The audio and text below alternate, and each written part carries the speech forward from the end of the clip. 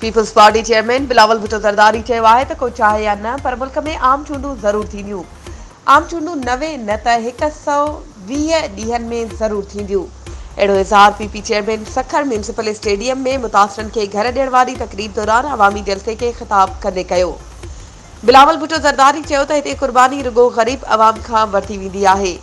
सखर जी team खे जेको कमु ॾिनो उहो करे ॾेखारियो। ॿोॾ सबबि जेके माण्हू बेघर थिया उन्हनि खे मालिकाना हक़ ॾिना पिया वञनि। मेयर सखर खे कची आबादी खे पको करण जो टास्क ॾिनो आहे। पीपल्स पार्टी शहीदनि जे वाइदनि खे पूरो करे रही आहे। बिलावल भुट्टो चयो त अक़लियती बिरादरी में प्लाट विरहाया आहिनि। अवाम जी ख़िदमत पीपी जो मिशन आहे। ईंदड़ हुकूमत पीपी जी हूंदी। अवाम असां ते यकीन रखे थो।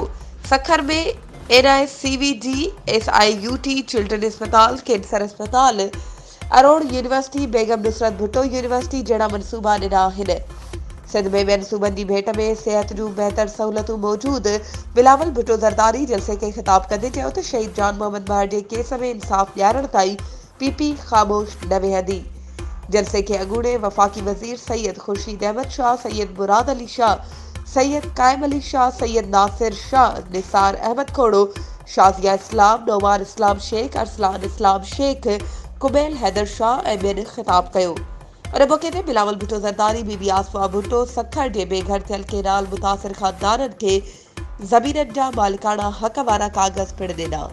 वधीक ख़बरूं ऐं अपडेट्स जे लाइ असांजे चैनल खे सब्सक्राइब कयो ऐं हा बेल आइकन खे प्रेस करणु न विसारिजो त जीअं असांजी हर नई अचण वारी वीडियो तव्हां ताईं पहुची